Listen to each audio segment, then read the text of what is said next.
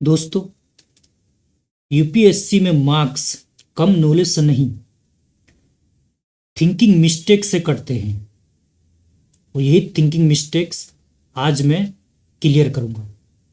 और ये यूपीएससी के सिलेबस में लिखा नहीं होता है, लेकिन पेपर में दिखता जरूर है, झलकता जरूर है। पहले ये जान लो, फिर आगे बढ़ना। देखो, यहाँ पर जो अमूमन स्टूडेंट्स होते हैं, ज़्यादातर जो स्टूडेंट्स होते हैं, एस्पिरेंट्स होते हैं, वो क्या गलती करते हैं। यहाँ पे देखो, इस्टेब्लिशमेंट ईयर दे रखा है और संस्थापक सदस्य या अध्यक्ष दे रखा है। इसको याद कर लेंगे और रटने में तो माहिर होते ही है स्टूडेंट, क्योंकि स्कूलिंग ऐसी की जाती है, वहाँ पर रटवाया जाता है, चीज़ों को समझाया थोड़ी जाता है। तो यहाँ पर ये मिस्टेक करते हैं सबसे पहले। और खासकर जो फ्रेशर होते हैं, वो तो खासकर यहाँ पे गलती करते हैं, रटने में माहिर होते हैं, रटते जाते हैं। और जब मेन एग्जाम में बैठते हैं तो फिर एग्जाम उनका क्लियर नहीं होता है और स्कोर भी नहीं बढ़ा पाते हैं। तो जो फ्रेशर है, खासकर ध्यान रखना कि आप अगर अटेम्प्ट देने जा रहे हो, पहला दूसरा जो भी है, तो ये सिली मिस्टेक नहीं करना जो भी मैं बताने वाला हूँ आपको। तो वो सिली मिस्टेक्स क्या है या वो बवंडर गलती क्या है। देखो, यूपीएससी का पैटर्न क्या है, वो आपसे स्थापना वर्ष, संस्थापक सदस्य या अध्यक्ष ये तो पूछता ही है, लेकिन वो सीक्वेंस को भी फॉलो करता है, सीक्वेंस को भी पूछता है। वो सीक्वेंस को भी पूछेगा आपसे, यानी क्रम। और इसके अलावा आपको स्पष्ट जानकारी होनी चाहिए। अब एक नया पैटर्न यूपीएससी फॉलो कर रही है, जो यूके पीसीएस पहले फॉलो कर चुके थे अभी 2-3 सालों से। Only 1 correct, only 2 correct, only 3 correct, only 4 correct, ये अब पूछने जा रही है। तो यहाँ पर आपको क्या चाहिए, यहाँ पे आपको स्पष्ट जानकारी, नॉलेज जरूर होनी चाहिए, तभी आप ऐसे क्वेश्चन को कर पाओगे। नहीं तो तुक्का मारोगे यहाँ पे, इसमें तो तुक्का भी काम नहीं आएगा। अगर काम आ गया तो ठीक है, नहीं तो 90% तो आपका गलत ही जाएगा। इसलिए यहाँ पे क्या आपको नहीं करना है कि धुंधली जानकारी नहीं लेना, सिलेक्टेड वे में जानकारी नहीं लेना, पूरा पढ़ना है और अच्छी तरीके से पढ़ना, लिंक करके पढ़ना है। और यदि आप के पास समय है तो सेपरेट करके करो, जैसे पहले मेंस की तैयारी कर लो, फिर उसके बाद पीटी की कर लो। लेकिन आपके पास समय कम है तो इंटीग्रेटेड तैयारी करो, इंटीग्रेटेड एकीकृत करके तैयारी करो, यानी मेंस और पीटी दोनों को साथ में लेकर के चलो, जो अभी मैं आपको बताने वाला हूँ। अभी आपने देखा ना, तो मेंस के पॉइंट ऑफ व्यू से भी इसमें बताऊंगा, पीटी के पॉइंट ऑफ व्यू से भी आप सभी को बताऊंगा। चलिए दोस्तों, फिर हम मेन टॉपिक पर आते हैं, ठीक है। तो यहाँ पे देखो, सबसे पहले हम स्थापना वर्ष करेंगे, उसके संस्थापक सदस्य, और इसी में आपका सीक्वेंस भी कवर हो जाएगा। यही सीक्वेंस है जो एज इट इज जो लिखा हुआ है ना, सीक्वेंस है ये, ऐसे ही आपको याद करना है। और यहाँ पे स्पष्ट जानकारी में आपको क्या करना है कि सबके संस्थापक सदस्य स्पष्ट रूप से आपको मालूम हो जानी चाहिए। तो आइए सबसे पहले हम पहले राजनीतिक संस्था की बात करते हैं, जो कि 1836 में इस्टेब्लिश हुई थी। बंग भाषा प्रकाशिका सभा, कलकत्ता में इसकी इस्टेब्लिशमेंट हुई थी। और किसने की थी, संस्थापक सदस्य कौन रहे थे, राजा राम मोहन राय के अनुयायी रहे थे। लेकिन पूर्ण रूप से इसको राजनीतिक संस्था नहीं कहा जा सकता, क्योंकि ये सीमित थी बंगाल तक और बहुत ज़्यादा राजनीतिक मुद्दे इसने उठाए भी नहीं थे। इसलिए संस्कृति के मुद्दे उठाए थे और भाषा, बंग भाषा, बंगाली भाषा के मुद्दे उठाए थे। उसके बाद 1838 में यदि देखें तो इसमें लैंड होल्डर सोसाइटी की स्थापना की गई और जमींदारी एसोसिएशन के नाम से भी ये जाना जाता है। और इसके जो संस्थापक सदस्य रहे, द्वारका नाथ टैगोर रहे। तो यहाँ पे ध्यान रखना, स्पष्ट नॉलेज रखना कि द्वारका नाथ टैगोर और यहाँ पे देवेंद्र नाथ टैगोर मिस मैच हो जाता है, इसलिए स्पष्ट जानकारी रखना, ठीक है। अभी मैं ये आपको अवगत करा दे रहा हूँ इस चीज़ से, ठीक है। तो लैंड होल्डर सोसाइटी क्या, किसका उद्देश्य क्या था कि जमींदारों के हितों की रक्षा कर रही थी, यानी उसके मुद्दे को उठा रही थी। उसके बाद 1843 में बंगाल ब्रिटिश इंडिया सोसाइटी की स्थापना की जाती है। और कौन करते हैं, जॉर्ज थॉमसन, किसके सहयोग से करते हैं, द्वारका नाथ टैगोर। और यहाँ पे केवल संस्थापक केवल यही अंग्रेज मिलेगा, बाकी अन्य में आप देखोगे भारतीय नाम मिलेंगे, ठीक है। तो ऐसे भी याद कर सकते हो, बंगाल ब्रिटिश इंडिया सोसाइटी। इसके बाद 1851 में ब्रिटिश इंडिया एसोसिएशन की स्थापना होती है, जो कि मोस्ट इंपोर्टेंट संस्था है। इसके बाद जितनी भी संस्था सारे मोस्ट इंपोर्टेंट है। और यहाँ पे जो प्रथम अध्यक्ष बनते हैं वो है राधा कांत देव, और ये कट्टरवादी होते हैं। राजा राम मोहन राय से बहुत ज़्यादा खफा होते हैं, ये नाराज रहते हैं, क्योंकि ब्रह्म समाज की जो स्थापना की थी राजा राम मोहन राय ने, ये इसके घोर कट्टरवादी विरोधी होते, कट्टर विरोधी होते हैं। काफ़ी इन्होंने इसका विरोध किया था ब्रह्म समाज का, क्योंकि वो आधुनिक शिक्षा को बढ़ावा देते थे और एकेश्वरवाद में विश्वास करते थे। तो इस वजह से ये घोर कट्टर विरोधी थे उसके राजा राम मोहन राय के संस्थाओं के। और इन्होंने अपनी खुद की संस्था भी स्थापित की थी, तो वो कमेंट में बताएं। फिर सचिव कौन रहे? देवेंद्र नाथ टैगोर इसके सचिव रहे। उसके बाद दोस्तों नेक्स्ट जो संस्था हो कौन सी है? 1852 दो संस्था की स्थापना होती है। एक है बॉम्बे एसोसिएशन, इसकी जो स्थापना करते हैं जगन्नाथ शंकर सेठ करते हैं और दादा भाई नौरोजी करते हैं। हालांकि दादा भाई नौरोजी खुद अपनी संस्था भी स्थापित करते हैं ईस्ट इंडिया एसोसिएशन में, लंदन में करते हैं, लेकिन ठीक है। खैर यहाँ पे देखो 1852 में दो संस्था की स्थापना की गई। कौन सी है? बॉम्बे एसोसिएशन। इसके संस्थापक सदस्य जगन्नाथ शंकर सेठ और दादा भाई नौरोजी। और 1852 में ही मद्रास नेटिव एसोसिएशन की स्थापना होती है, और इसके संस्थापक जो सदस्य रहते हैं गुजलू लक्ष्मी नरसू चेट्टी। और ये दक्षिण भारत की पहली राजनीतिक ऐसी संस्था होती है जो आम जनता के मुद्दों को ब्रिटिश सरकार के समक्ष रखती है। उसके बाद आते हैं ईस्ट इंडिया एसोसिएशन, यानी ऐसी संस्था जिसने भारतीय राजनीतिक संस्थाओं का अंतर्राष्ट्रीयकरण किया, यानी अंतर्राष्ट्रीय स्तर पर लेकर गए। वो कौन है? दादा भाई नौरोजी की ईस्ट इंडिया एसोसिएशन, जो कि 1866 में। ये क्रम जरूर याद रखना, क्वेश्चन अभी मैं आपको दिखाऊंगा कैसे कैसे पूछे गए हैं, ठीक है, जो मैंने अभी आपको बताया। और जो दादा भाई नौरोजी इनके बारे में अन्य फैक्ट भी जान लीजिए, जैसे कि ये ओल्ड मैन ऑफ इंडिया कहे जाते हैं। इन्होंने poverty and un British rule of India लिखा और उसमें ड्रेन ऑफ वेल्थ की थ्योरी दी, जिससे आर्थिक राष्ट्रवाद को बढ़ावा मिला, बल मिला। उसके बाद इन्होंने कुछ पत्रिकाएं भी लिखी थी, कांग्रेस का अधिवेशन भी किया, खासकर 1906 का इसमें अध्यक्षता करते हैं ये, और स्वराज शब्द का पहली बार इस्तेमाल करते हैं।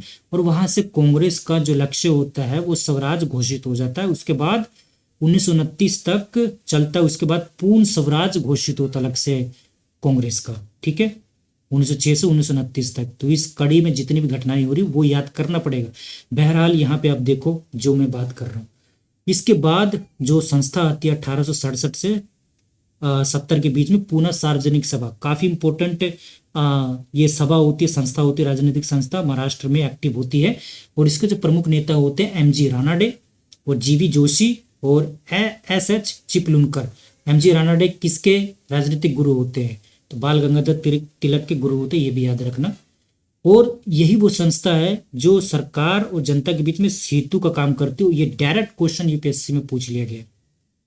उसके बाद हम देखते हैं इंडियन लीग की स्थापना होती है 1875 में, कलकत्ता में ही होती है। और संस्थापक सदस्य शिशिर कुमार घोष, मोतीलाल घोष। और बंगाल एक ऐसा इलाका था ना, यानी वहीं पे अंग्रेज सबसे पहले स्टैब्लिश्ड होते हैं, और वहीं से ही विरोध प्रदर्शन या आंदोलन शुरू होता। विभिन्न राजनीतिक संस्थाएं, समितियां, सभाएं या गुप्त क्रांतिकारी संगठन स्थापित होना शुरू होता बंगाल से ही। तो ये भी देखो बंगाल में ही, यानी कलकत्ता में आपको काफी सारे संस्था इस्टेब्लिशमेंट होते हुए नजर आएगी, कुछ संगठन इस्टेब्लिशमेंट होते हुए नजर आएगी, उसको ध्यान में रखना। तो इंडियन लीग की स्थापना शिशिर कुमार घोष और मोतीलाल नेहरू ने की थी दोस्तों।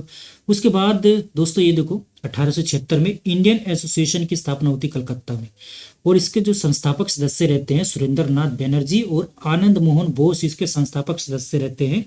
और ये पूर्वगामी संस्था होती है कांग्रेस की, आगे जाकर के विलय हो जाती है, नेशनल कॉन्फ्रेंस लेकर के आती है, और उसका विलय जो हो जाता है कांग्रेस में 1886 में हो जाता है।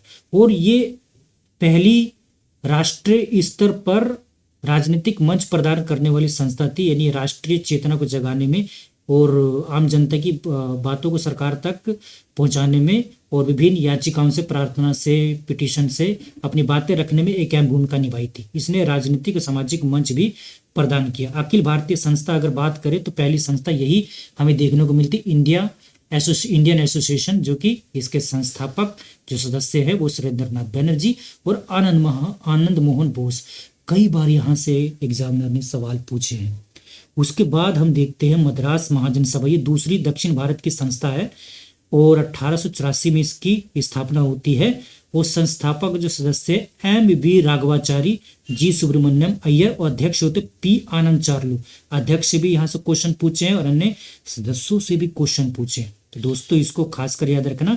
1876, 1884 और 1885 में बॉम्बे प्रेसिडेंसी की स्थापना होती है, इसको भी खासकर याद रखना। बॉम्बे प्रेसिडेंसी एसोसिएशन और जनवरी में स्थापना होती है। इसको क्यों याद रखना है मैं आपको बताता हूँ, क्योंकि 1885 में दिसंबर में कांग्रेस की भी स्थापना होती है। तो एग्जामिनर जरूर देगा, यूपीएससी पीसीएसओ जरूर देगा और क्लोज डेट को जरूर देता है। चाहे यूपीएससी या यूपीपीसीएस का एग्जाम आप दे रहे हो तो क्लोज जो सबसे नजदीक वाला डेट है या उसी ईयर में आगे पीछे महीनों में जो इस्टेब्लिशमेंट हो वो खास कर देता है। तभी तो टफ क्वेश्चन बनाएंगे, क्योंकि बच्चे इसको नहीं याद करते, स्किप कर देते हैं। उनकी जो आदत रहती है स्कूल टाइम पे याद करने की, तो वही वो याद करते हैं, रटते हैं। और इजी क्वेश्चन होते हैं स्कूल टाइम पे, टफ क्वेश्चन इतने कहाँ ज्यादा होते हैं, है ना। तो बॉम्बे प्रेसिडेंसी एसोसिएशन की खासकर याद रखना। और इसके जो संस्थापक सदस्य हैं फिरोज शाह मेहता, इन्होंने पश्चिम भारत में राष्ट्रीय चेतना को जगाने में, राजनीतिक चेतना को जगाने में एक अहम भूमिका निभाई। और अन्य सदस्य कौन है, केटी तेलंग और बदरुद्दीन तैयब जी। तो बदरुद्दीन तैयब जी पता कौन है, वही हैं जिसने कांग्रेस के पहले मुस्लिम अध्यक्ष घोषित होते हैं या अध्यक्षता करते हैं, बदरुद्दीन तैयब जी। और इनके नाम जरूर याद रखना, एग्जामिनर कई बार पूछा जाता है, और एग्जामिनर कई बार इसको पूछता है। इसके बाद हम इसके उद्देश्य के ऊपर बात करते हैं, लेकिन उससे पहले मैं आपको थोड़ा रिवाइज करा देता हूं कि अभी जो हमने किया इसमें हमें क्या याद रखना है, संस्थापक सदस्यों को याद रखना है, अध्यक्ष को याद रखना है, उसकी स्टैब्लिशमेंट ईयर को याद रखना है और सीक्वेंस याद रखना है। और जो भी आप याद कर रहे हो वो बिल्कुल उस पर आपकी कमांड अच्छी होनी चाहिए, स्पष्ट रूप से उसमें जानकारी होनी चाहिए। अगर घुमा फिरा के पूछ ले तो आप डगमगाओ नहीं, आपका दिमाग हिले नहीं, ठीक है। इस तरीके की आपको नॉलेज रखनी है और ऐसे ही वो यूपीएससी पूछता है, क्योंकि 30 से 40 के 50% इस तरीके से घुमा फिरा के क्वेश्चन पूछता है, यानी जिससे आपका दिमाग घूम जाए ऐसे क्वेश्चन पूछेगा, कंफ्यूज करने वाले क्वेश्चन पूछेगा वो। जैसे कि ओनली लगा देगा कि केवल एक ही सदस्य हैं, इसके ओनली वन सदस्य हैं, है ना। तो ऐसा थोड़ी सोचा आपने कि अभी तो हमने बॉम्बे प्रेसिडेंसी एसोसिएशन में 3 सदस्य देखा, हो सकता है कि इसमें केवल एक ही संस्थापक सदस्य थे, ऐसे क्वेश्चन पूछ लिया जाए। तो स्पष्ट जानकारी आपको रखना है। या फिर हो सकता है कि केवल 3 ही हैं तो पूछ लेते इसके 4 सदस्य थे, तो ये भी आपकी ऐसी भी जानकारी आपको रखनी चाहिए। ऐसे ही पूछता हो कि आप प्रशासक बनने जा रहे हैं, कोई चपरासी नहीं बनने जा रहे हैं, ठीक है। अब यहाँ पे हम उद्देश्यों की बात करते हैं। बंग भाषा प्रकाशिका सभा, इसकी स्थापना कब होती है ये तो पता ही आपको, 1836 में। और इसका उद्देश्य क्या होता है, बांग्ला भाषा और संस्कृति का संवर्धन करना इसका उद्देश्य होता है। लैंड होल्डर सोसाइटी की उद्देश्य क्या होता है, जमींदारों के हितों की रक्षा करना, इसका क्या होता है, इसका उद्देश्य होता है। फिर बंगाल ब्रिटिश सोसाइटी, इसकी स्थापना कब की गई थी, 1843 में। और इसका उद्देश्य क्या होता है, भारतीयों की स्थिति के बारे में अंग्रेजों को सूचित करना। फिर ब्रिटिश इंडिया एसोसिएशन, इसका उद्देश्य क्या होता है, भारतीयों के राजनीतिक अधिकारों की वकालत करना। और इसके प्रथम अध्यक्ष कौन होते हैं, 1851 में स्थापित होती है, राधा कांतदेव इसके प्रथम अध्यक्ष होते हैं। बॉम्बे एसोसिएशन 1852 में स्टैब्लिश होती है। जन शिकायतों का प्रतिनिधित्व करना इसका उद्देश्य होता है, जन शिकायतों को सरकार के समक्ष रखना इसका उद्देश्य होता है उस समय की सरकार। फिर मद्रास नेटिव एसोसिएशन, ये भी 1852 में होती है। दक्षिण भारतीय मुद्दों को उजागर करना इसका उद्देश्य होता है सरकार के समक्ष रखना। तो कैसे भी घुमा फिरा के पूछा जा सकता है, केवल इतना अपने माइंड को सीमित मत करना, ब्रॉड करना, कैसे भी पूछा जा सकता है। जितने तरीके से आप सोच सकते हो उतने तरीके से सोचना, तभी आपका दिमाग पावरफुल होगा, मजबूत होगा और एक बार में काफ़ी चीज़ें आप याद कर पाओगे। कंसिस्टेंसी बना के रखना। ईस्ट इंडिया एसोसिएशन, इसकी स्थापना दादा भाई नौरोजी ने की थी। लंदन में भारतीय मुद्दों को उठाना इसका उद्देश्य था। पुनः सार्वजनिक सभा, सरकार और जनता के बीच में सेतु का काम किया, ये डायरेक्ट पूछ लिया गया, ऐसे भी आपको याद रखना है। फिर इंडिया लीग, इसका क्या था, राष्ट्रीय चेतना जगाना। फिर इंडियन एसोसिएशन की स्थापना का उद्देश्य क्या था, भारतीयों को राजनीतिक रूप से एकजुट करना, राष्ट्रीय चेतना को जगाना और आम जो जनता थी उसके मुद्दों को पिटीशन के माध्यम से, प्रेयर के माध्यम से ब्रिटिश सरकार के समक्ष रखना, संवैधानिक तरीकों से रखना। और इस चरण के आप देखोगे कि ये कोई भी हिंसक घटनाएं ये लोग नहीं करेंगे। इस दौर में संवैधानिक तरीकों से अपने मांगों को रख रहे हैं और मांगे मनवा रहे हैं। ठीक है, कोई हिंसक गतिविधियां ये लोग नहीं कर रहे हैं, इस चीज का भी आपको ध्यान रखना है। फिर मद्रास महाजन सभा दक्षिण में जनमत तैयार करना, तो ये संवैधानिक तरीके से क्यों रख रहे हैं? क्योंकि ब्रिटिश सरकार को ये न्यायपूर्ण मानती है, उसको देवीय संयोग मानती है कि देवता के रूप में हमारे यहाँ है, उन्होंने आधुनिक शिक्षा दी, कानून का शासन दिया और विभिन्न आधुनिक संस्थानों की उन्होंने स्थापना की, रेलवे लेकर के आए, तो इसलिए इनको न्यायपूर्ण ये मानते, क्योंकि रेलवे का आविष्कार तो 1853 में हो ही चुका था। उससे पहले कानून का शासन भी लेकर के आ चुके थे, कई सामाजिक जो कुरीतियां थी उसको खत्म कर चुके थे, जैसे कि सती प्रथा का उन्मूलन हो गया है ना, बाल विवाह को बैन करना और नरबलि को बैन करना, ये सब पहले वो कर चुके थे, शिशु हत्या को बैन करना, ये सब वो चीजें पहले कर चुके थे, तो इसलिए उसको क्या मानते थे? न्यायप्रिय मानते थे, दैवीय संयोग मानते थे। तो यहाँ पे जो भी आप देखोगे, जो भी ये कर रहे हैं, इसमें हिंसक गतिविधियों को नहीं, अहिंसक तरीके से संवैधानिक तरीकों से कर रहे हैं। मद्रास महाजन सभा ये कर लिया। बॉम्बे प्रेसिडेंसी एसोसिएशन, इसकी उद्देश्य क्या था? इसका उद्देश्य क्या था? राजनीतिक सुधारों की वकालत करना। ठीक है, अब यहाँ पे मैं सारांश आपको दे देता हूँ कि आपको क्या याद रखना है। संस्थापक सदस्य और उसका ईयर, उसकी स्थापना कब हुई, सीक्वेंस और स्पष्ट नॉलेज, जो भी हमने पढ़ा। अब हम आते हैं मेंस के पॉइंट ऑफ व्यू से, इस पे बात करते हैं कि मेंस के पॉइंट ऑफ व्यू से आपको क्या याद रखना है। तो देखो, इन संस्थाओं ने क्या काम किया? राजनीतिक चेतना का क्रमिक विकास किया इन्होंने, राजनीतिक चेतना का क्रमिक विकास किया। ये अचानक कोई घटने वाली घटना नहीं थी, यानी कांग्रेस की जो स्थापना हुई कोई अचानक घटने वाली घटना नहीं थी, अचानक इस्टेब्लिशमेंट नहीं होगी। उसमें इन पूर्वगामी जो संस्थाएं थी, इन्होंने योगदान दिया, उन्होंने एक आधारशिला रखी।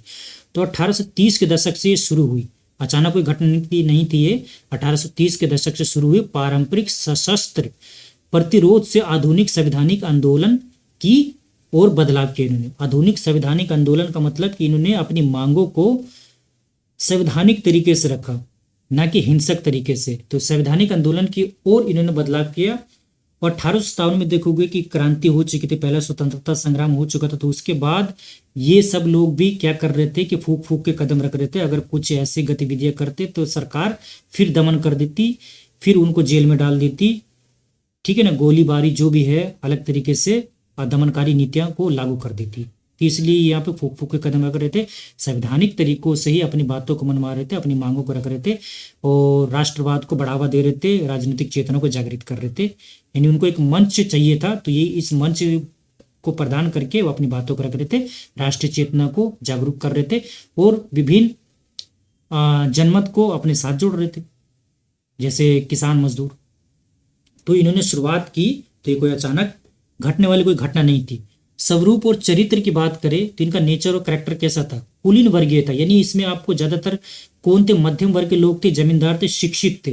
तो शुरुआत में कुलीन वर्ग का दबदबा रहा इन संस्थाओं पे, यानी आम जनता को जोड़ा नहीं गया। हालांकि जागरूक तो किया गया, लेकिन आम जनता को जोड़ा नहीं, उनकी बातों को तो रखा तो गया, लेकिन आम जनता को इन संस्थानों में उनको शामिल नहीं किया गया। शामिल बाद में करते हैं, जब कांग्रेस का प्रथम जो उदारवादी जो चरण है वो खत्म होता है 1905 के बाद, तब ये लोग शामिल करना शुरू करते हैं। उसके बाद देखो, यानी सीमित जन सरोकार था और बड़े स्तर पर यहाँ पे जनता का सपोर्ट नहीं था और जनता की सारी बातों को भी यहाँ पे रखा नहीं जा रहा था। क्षेत्रीय प्रकृति थी इसकी, यानी रीजनल था ये, यानी पूरे भारत में ये फैला हुआ नहीं था। यहाँ ये कहाँ पर आपको ज्यादा देखने को मिला? बंगाल में, जो बड़े बड़े महानगर थे उस समय, बंगाल, बॉम्बे, मद्रास, यहीं तक ये सीमित थे। बंगाल, बॉम्बे, मद्रास, हर भारत के हर राज्यों में ये एक्टिव नहीं थे, ना इसका प्रचार प्रसार हो रहा था। संवैधानिक तरीके क्या थी? ट्रिपल पी, यानी पिटीशन, प्रेयर, प्रोटेस्ट, यानी याचिका, प्रार्थना और विरोध के माध्यम से अपनी बातों को मंगवा रहे थे, अपनी बातों को रख रहे थे और विरोध कर रहे थे संवैधानिक तरीकों से। यानी इन 3 तरीकों से, याचिका, और संविधान में देखने को मिलता है प्रार्थना, विरोध, क्योंकि संविधान तो हिंसक गतिविधियों को मना करता है ना। कोई भी बात आपको रखनी है तो बहस के तरीके से रखो, ना कि हिंसक करके, बंदूक की नोक पर झगड़ा करके, मारपीट करके, इस तरीके से नहीं।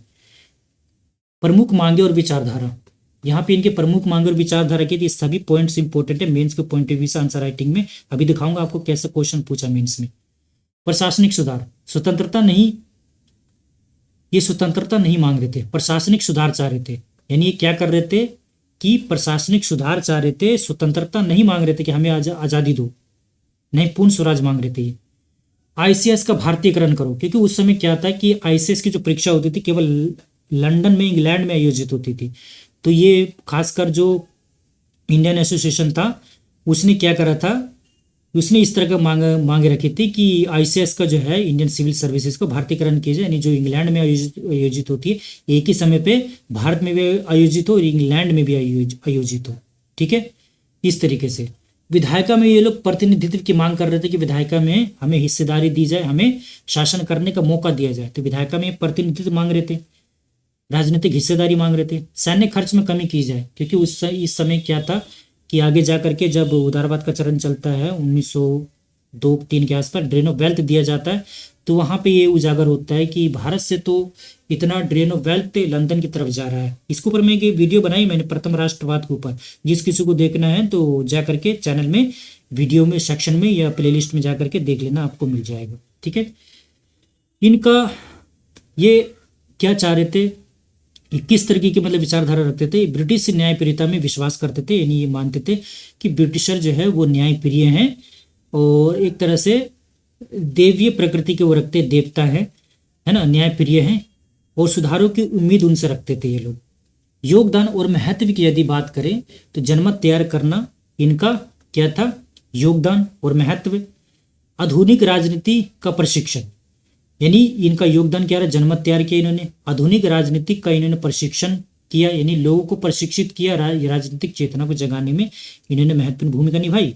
अंतर्राष्ट्रीयकरण किया, जैसे कि दादा भाई नौरोजी द्वारा लंदन में मुद्दों को उठाया, भारतीय मुद्दों को अंतर्राष्ट्रीयकरण किया, यानी अंतर्राष्ट्रीय स्तर पर ले गए, खासकर लंदन में। अखिल भारतीय एकता का प्रयास किया इन्होंने, जैसे कि इंडियन एसोसिएशन जो था 1876 में, जो सुरेंद्रनाथ बनर्जी द्वारा इसको स्टैब्लिश किया गया था और आनंद मोहन बोस द्वारा, याद है ना। तो इन्होंने राष्ट्रीय मंच का लक्ष्य रखा, राष्ट्रीय मंच का लक्ष्य रखा इन्होंने, और अखिल भारतीय एकता का इन्होंने प्रयास किया। तो कुछ हद तक कामयाब तो हुए, लेकिन पूर्ण रूप से कामयाब तो नहीं हो पाए। बाद में यही विलय हो जाती है कांग्रेस में। कांग्रेस के लिए आधारशिला का काम किया इन सभी राजनीतिक संस्थाओं ने। नेतृत्व की निरंतरता बनी रही, सुरेंद्रनाथ बनर्जी, फिरोज शाह मेहता, नौरोजी आदि आगे कांग्रेस के नेता ही बने। यानी इनमें से प्रमुख जो ऐसे संस्था थे और इनमें कुछ वकील थे, कुछ अच्छे खासे पढ़े लिखे थे, जमींदार थे, यही आगे जा करके जब कांग्रेस दिसंबर में कांग्रेस का जब इंडियन नेशनल कांग्रेस का जब स्थापना होती है 72 या 78 यानी ये मुंबई में 72 के साथ, तो ये सभी नेता, प्रमुख नेता उसमें शामिल होते हैं, वकीलों की, जमींदारों की और जो प्रेस वाले होते हैं वही इसमें शामिल होते हैं, यानी मध्यम वर्ग ही आईएनसी की स्थापना करते हैं। ठीक है, उसके बाद क्या याद रखना कि ब्लूप्रिंट का काम करती है, ये भी जो पूर्वगामी जो संस्थाएं होती है, नेशनल, जैसे कि नेशनल कॉन्फ्रेंस, ये कांग्रेस की पूर्वगामी होती है, ब्लूप्रिंट होती है, यानी यही नेशनल जो कॉन्फ्रेंस होती है, इंडियन एसोसिएशन इसको स्टैब्लिश करता है, नेशनल कॉन्फ्रेंस, तो यही कांग्रेस की पूर्वगामी बनती है। इसका विलय हो जाता है 1886 में कांग्रेस में। ये भी आपसे क्वेश्चन पूछा जा सकता है। तो निष्कर्ष क्या निकलता है, इन संस्थाओं ने क्षेत्रीय आधार पर शिक्षित वर्ग को तैयार कर एक राष्ट्र मंच की नींव रखी। ये इसका एक सारांश है। ठीक है, तो यहाँ पे सारे पॉइंट्स मेंस के पॉइंट ऑफ व्यू से याद रखना। यदि इसके आपको पीडीएफ चाहिए तो हमारा जो टेलीग्राम चैनल है उसको जरूर ज्वाइन कर लेना। वहाँ पे मैं पीडीएफ इमेजेस डालता रहता हूँ, करंट अफेयर से रिलेटेड भी डालता रहता हूँ। ठीक है, तो उसको ज्वाइन जरूर कर लेना। अब हम आगे बढ़ते हैं, अब आते हैं क्वेश्चंस कैसे कैसे पूछे जाते हैं। उत्तर को मैंने हाइड कर दिया है। तो देखो, निम्नलिखित में से किसने 1885 में बॉम्बे प्रेसिडेंसी एसोसिएशन की स्थापना की थी। तो यहाँ पे देखो, जिसने स्थापना की थी, जिन ने स्थापना की थी, उनके नाम दे दिए हैं इन 4 स्टेटमेंट में। तो यहाँ देखो, फिरोज शाह मेहता, केटी तेलंग, बदरुद्दीन तैयब जी, दादा भाई नौरोजी। तो अब इनमें कौन से नाम इनमें आए, क्या सभी करेक्ट है या 1 और 2 करेक्ट है? अभी आपने जो पढ़ा क्या उसको याद आ रहा है? अगर याद आ रहा है तो सीधा डायरेक्ट इसका आंसर मारो। ठीक है, क्या है कि फिरोज शाह मेहता, केटी तेलंग, बदरुद्दीन तैयब जी, ये याद करवाया था उन्हें। इसका आंसर क्या हो जाएगा? 1 2 3 सी हो जाएगा। उसके बाद ये देखो, इस तरीके से भी क्वेश्चन पूछा जाता है पीसीएस में या फिर यूपीएससी में भी कभी कभी पूछ लिया जाता है। निम्नलिखित में से कौन 1876 में इंडियन एसोसिएशन का संस्थापक था? तो कौन था? दादा भाई नौरोजी, ए ओयूम सुरेंद्रनाथ बनर्जी, महादेव गोविंद रानाडे। तो सुरेंद्रनाथ बनर्जी और आनंद मोहन बोस मिलकर के इसकी स्थापना करते हैं। ठीक है, मैंने ही बता दिया, हालांकि मुझे पूछना चाहिए था तुम्हें। अब नेक्स्ट क्वेश्चन देखो, निम्नलिखित राजनीतिक संस्थाओं पर विचार कीजिए, उन्हें उनकी स्थापना के सही काल अनुक्रमिक सीक्वेंस में देखो क्वेश्चन पूछा गया है। तो देखो, लैंड होल्डर सोसाइटी, मद्रास महाजन सभा, Indian association, British India association. तो इसको क्रम बताना है आपको। चलो ये आप कमेंट करो इसको। ठीक है, कमेंट में इसका आंसर बताओ क्या होगा। Comment your answer.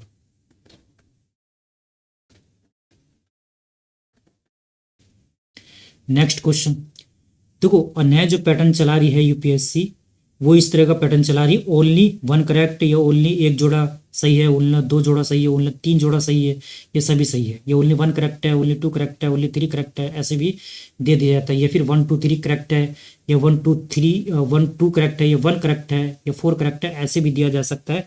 तो ऑप्शन को ध्यान देना, कभी कभी ऑप्शन को सही तरीके से ना पढ़ने की वजह से भी क्वेश्चन गलत हो जाता है। ठीक है, इस चीज का ध्यान रखना। और एग्जामिनर के पॉइंट ऑफ व्यू से सोचो, अपने हिसाब से सोचना छोड़ दो। एग्जामिनर के पॉइंट ऑफ व्यू से सोचोगे तो ही दोस्तों आपका भला हो पाएगा और आप अच्छा स्कोर कर पाओगे टेस्ट सीरीज में भी और रियल एग्जाम में भी। अब इस क्वेश्चन को देखो क्या पूछ रहा है। कांग्रेस से पूर्व स्थापित राजनीतिक संस्थाओं और उनके संस्थापकों या प्रमुख नेताओं के संदर्भ में निम्नलिखित युग्मों पर विचार करें। वन क्या कह रहा है, पूना सार्वजनिक सभा, इसके सामने संस्थापक और प्रमुख नेता दे रखा है। महादेव गोविंद रानाडे, क्या ये सही है? ईस्ट इंडिया एसोसिएशन लंदन वाला। शिशिर कुमार घोष, क्या ये सही है? मद्रास महाजन सभा। पी आनंद चार्लो, क्या ये सही है? बॉम्बे प्रेसिडेंसी एसोसिएशन, इसके सामने प्रमुख नेता कौन है? सुरेंद्रनाथ बनर्जी। तो यहाँ पे आपको बताना है कि क्या इसमें एक सही है, दो सही है, तीन सही है, सभी जोड़े सही है। तो यहाँ पे देखो, पुणे सार्वजनिक सभा, इसकी स्थापना एमजी रानाडे ने किया था और जीवी जोशी, है ना। और उसके बाद ईस्ट इंडिया एसोसिएशन, क्या इस ईस्ट इंडिया एसोसिएशन लंदन में जो स्थापना की थी शिशिर कुमार घोष ने की थी? नहीं, गलत है। किसने की थी? दादा भाई नौरोजी ने। फिर ये देखो, मद्रास महाजन सभा, इसकी स्थापना किसने की थी? मद्रास महाजन सभा की पी आनंद चार्लू। तो ये संस्थापक सदस्य में से रहे थे और ये उसका अध्यक्ष भी थे। तो ये तो करेक्ट है और ये भी करेक्ट है। बॉम्बे प्रेसिडेंसी एसोसिएशन, तो बॉम्बे प्रेसिडेंसी एसोसिएशन के बारे में क्या बताया था? किसने की थी? फिरोज शाह मेहता और बदरुद्दीन तैयब जी, केटी तेलंग ने। तो यहाँ पे ये भी गलत हो गया। तो कितने आपके पेयर ठीक है? केवल दो। केवल दो किसमें है? इसमें। ये आपका आंसर हो गया। ठीक है, अब मेंस का क्वेश्चन देखो। मेंस का क्वेश्चन कैसे पूछा जाएगा जीएस 1 में। भारतीय राष्ट्रीय कांग्रेस की स्थापना 1885 में एक अचानक हुई घटना नहीं थी, बल्कि पिछले 5 दशकों से चल रही राजनीतिक चेतना के क्रमिक विकास का परिणाम थी। 1885 से पूर्व की प्रमुख राजनीतिक संस्थाओं के योगदान और सीमाओं के संदर्भ में इस कथन का विश्लेषण कीजिए। तो इसको अगर 10 नंबर में पूछा जाए तो आपको 10 पॉइंट देने, 15 नंबर में पूछा जाए तो आपको 15 पॉइंट देने। तो यहाँ पे जो अभी मैंने आपको बताया वही इसमें लिखना है, लेकिन एक अच्छे तरीके से आपको डिजाइन फ्रेम करना है। पहले आपको उसको थोड़ा बहुत इसका मतलब थोड़ा इसके बारे में लिख देना कि ये है क्या। ठीक है, फिर इसकी बॉडी में इसका पूरा जो जो पूछा गया है वो चीज़ें लिखना, फिर लास्ट में इसका निष्कर्ष दे देना। ठीक है, अगर व्याख्या पूछ रहा है तो केवल व्याख्या लिख देना, कैसे कैसे इसकी घटना हुई। और यहाँ पे देखो सीमा पूछी गई है इसकी से। ठीक है, विश्लेषण करना है। विश्लेषण करना यानी इसके सकारात्मक नकारात्मक दोनों पॉइंट आपको बताने होते हैं। विश्लेषण में यही होता है कि इसमें सभी पहलुओं को आपको बताना होता है। तो यहाँ पे आपको कैसे आंसर दे सकते हो कि इसकी कौन कौन सी संस्था, ये संस्था कौन सी थी, कब इसकी शुरुआत हुई और कौन कौन सी संस्था थी, वो आप दे दोगे। उसके बाद बॉडी में क्या लिखोगे कि इनके प्रमुख उद्देश्य क्या थे। जैसे कि कुछ संस्थाओं को देखो, इसका उद्देश्य ये था, इसका उद्देश्य था, जो मैंने आपको बताया।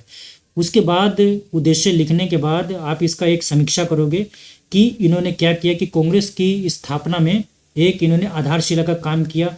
एक राष्ट्रीय, जैसे कि इंडिया एसोसिएशन ने एक अखिल भारतीय मंच प्रदान करने की कोशिश की, है ना।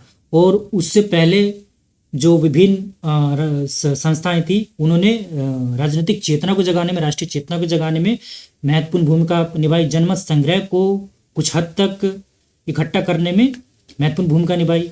अब ये सब लिखने के बाद इसकी सीमाएं क्या लिखोगे कि इसका जो ये क्या थी, ये क्षेत्रीय स्तर पर ही मतलब रही, ये क्षेत्रीय स्तर पर ही मतलब एक्टिव रही, इसका अस्तित्व क्षेत्रीय स्तर पर ही रहा। और क्या लिखोगे इसके अलावा कि इन्होंने जन भागीदारी को, जनमत को ज़्यादा आगे नहीं बढ़ाया।